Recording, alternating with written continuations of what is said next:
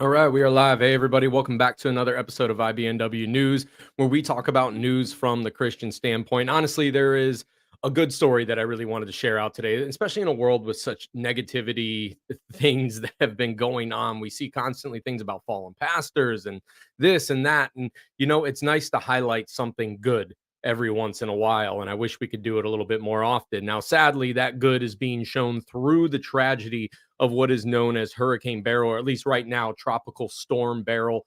And if you can see here on I'm going to go ahead and do my best weatherman impression, but right here, this is the National Hurricane Center. And basically, they put out these warning maps. If anybody lives in a hurricane affected area, you may be really familiar with this. I used to live right here in Louisiana. And during that time, I became very, very familiar with this website due to the many, many hurricanes that we get hit by. But this is great information for anybody out there who may be in the affected area before we get to the good news that I really want to share. So, once again, National Hurricane Center, and this is a graphic that they put out showing this is the storm, this is the affected wind field from the tropical storm right here. And it's moving up, and you can see it is projected to turn back into a hurricane before it does slam into the Texas coast. Okay, with all that being said, and we'll get a little bit more into this as it goes on, but mainly this is what I wanted to share. So, Evangelical Group airlifts 24 tons of relief supplies to victims of Hurricane Beryl. The storm devastates the Cayman Islands, claims 10 lives. So very sad.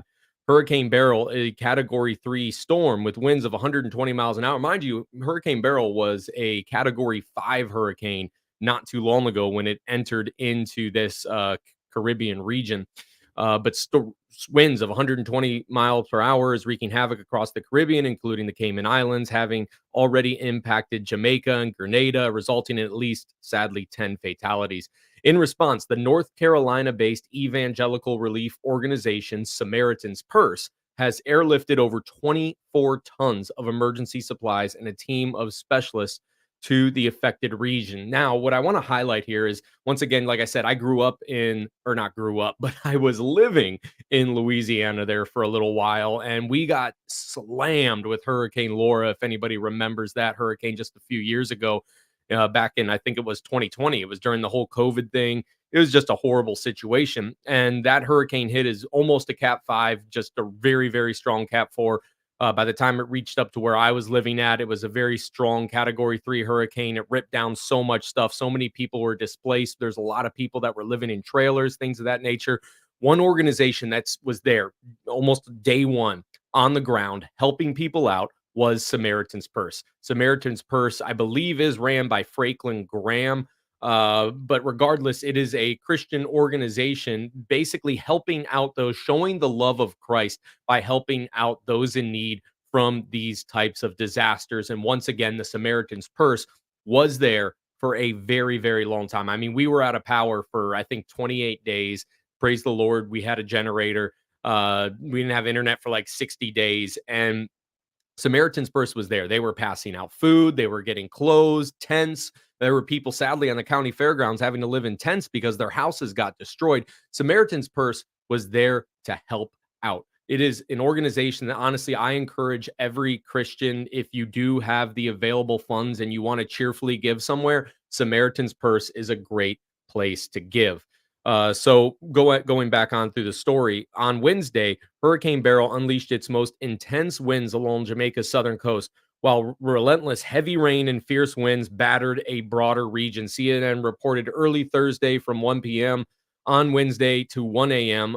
Thursday, Kingston endured winds gusts of approaching 50 miles an hour for 12 straight hours. And you may say 50 miles an hour, oh, that's, not so bad. Well, 50 miles an hour for 12 straight hours. Imagine what that's going to do. That's snapping a lot of trees. That's going to blow a lot of shingles off. That's going to blow some roofs off. And especially in areas where maybe it is not as well maintained if you don't have a structure strong enough. And then winds gusting exceeding 80 miles an hour by the late afternoon, the cable channel added. Early Thursday morning, Hurricane Beryl was positioned about 50 miles southwest of Grand Cayman and 385 miles southeast of Tulum, Mexico. The Associated Press reported the hurricane had maximum sustained winds of 120 miles an hour and was moving northwest at a speed of 20 miles per hour, which is a quick moving hurricane. As Hurricane Beryl moved west to northwest, it remained a formidable threat with hurricane force winds extending 45 miles from its center. Early Thursday, the Grand Cayman experienced wind speeds with gusts exceeding 50 miles an hour, and its storm surge anticipated to reach up to 4 feet. If you don't know what storm surge that is, that's basically where the floodwaters will go up at least 4 feet. And I just know this because I remember they were saying when Laura was going to hit us, it was unsurvivable storm surge, is what they were saying. They'll put out, a warning and things of that nature. This, they just said, was unsurvivable. Storm surge is very, very bad. So just imagine 4 feet of water coming up to your home. What's going to get destroyed from that point on? That's less than 4 feet above the ground. The island was also facing heavy rainfall with rates potentially leading into flash flooding. Samaritan's Purse has quickly mobilized its disaster assistance response team, dispatching a DC 8 from Greensboro, North Carolina, loaded with vital supplies, including tarps, solar lights, water units, and a mobile medical unit. This effort is part of their mission to provide immediate relief and support to the hardest hit communities, the group said in a statement to the Christian Post. And once again, I just want to concur with that. The Christian Post, but the Samaritan's Purse organization, once again, showing that Christians are out there getting after it on the front lines to go ahead and provide support to those who are need. These are stories that need to get highlighted, but sadly, they don't get highlighted enough as we continue to eat up, the scandals and things of that nature. And I know I report on everything, so I'm right there with you on it. But these are the stories that honestly really need to get out there, so that way people can see, hey, look, Christians are out there showing that light of Christ.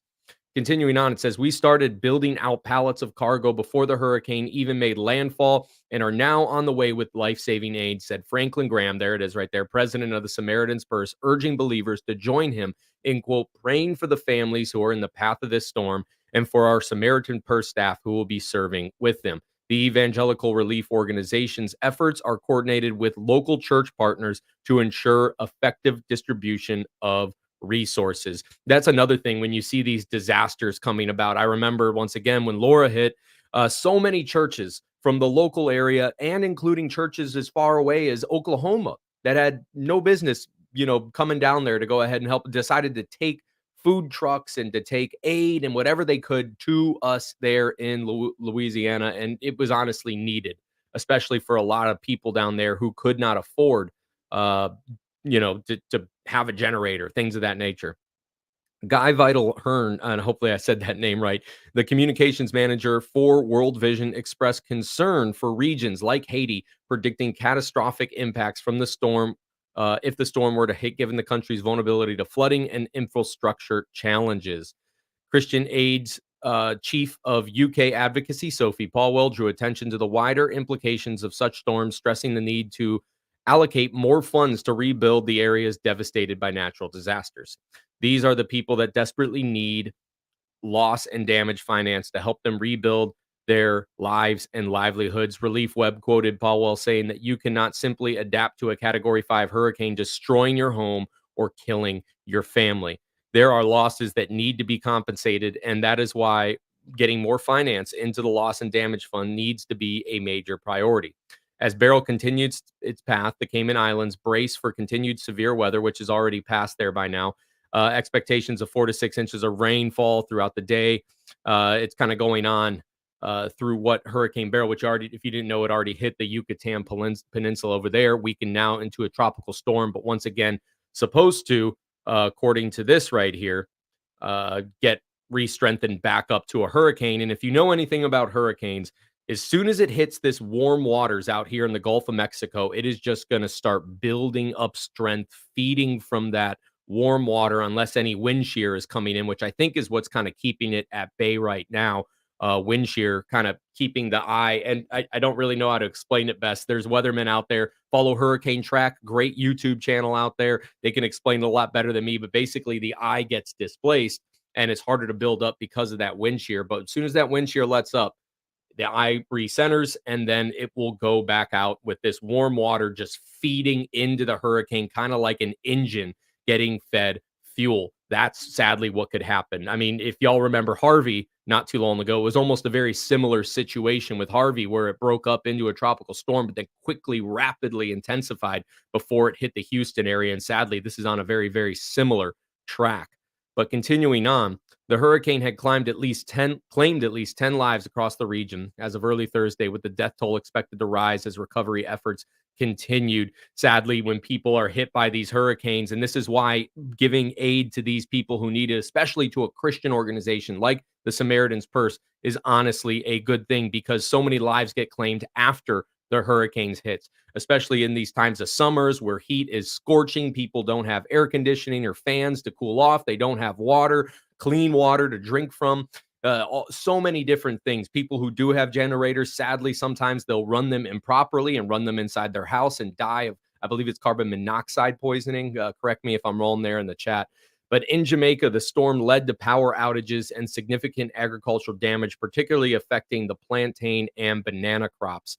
Communities across, and this is their livelihoods right here. This is their livelihoods. Communities across the Caribbean are reeling from the impact, with Hurricane Beryl roaring, got to read right, towards Mexico, which we know it already hit in the Yucatan now.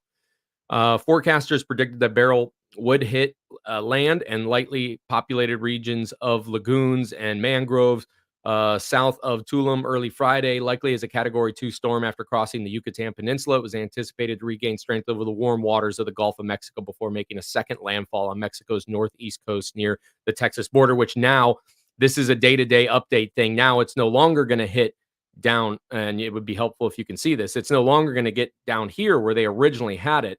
Now it looks like it's going towards that Corpus Christi, Galveston area. And sadly, Houston, not too far away from some of the affected areas. Houston, if they get a whole bunch of rain. So please, by all means, like I said, I don't want to ever coerce people or make them feel begrudging to do anything. But if you do have resources and it's in your heart to cheerfully give, Samaritan's Purse, and I can vouch for them in the fact that I've seen what they can do, is a great organization to give to help out people in need. And I truly believe, in my personal opinion, that it is a God honoring thing that we can do. And this storm, honestly, Samaritan's Purse is probably going to be down here in this area as well, and the areas along the affected region, because of just how bad storms are. Because people think once it makes landfall, it's done. No, it's going to keep barreling through, dumping rain, winds on areas that are not made to withstand winds, things of that nature. Just to kind of give you a little bit of a forecast track. And once again, I am not a meteorologist, but I got very familiar with this stuff when I was living down in Louisiana. This is right now here. This is the GFS model. This is, I think, what they would call the American model. This is what it's projected to do. So kind of pick up speed, just kind of look out into a few days into the future. And it's got it reorganizing itself slowly before it goes ahead and makes landfall right about in this area here. If you look at another model, the European model, it actually has it picking up a little bit more strength. And I'll switch over there, and it's going to hit a little bit more further to the north, it looks like, and a little bit more of a stronger storm. These numbers that you see here, that 981, that's the pressure. Typically, the lower the pressure, the stronger the hurricane. There's a little bit of truth to that. And just to show you some of the different models that are out there, these are some of what we would call like spaghetti models, things of that nature. One second here, my computer is glitching out on me. So spaghetti models of just the various possible tracks that it could take. Once again, this being the GEFS center mass right here. And that's basically where they take all the average and then kind of condense it down. The European model has it right about over here. A little bit more of a different graphic, as you can see. So basically, big consensus, though, Texas is going to get hit by that.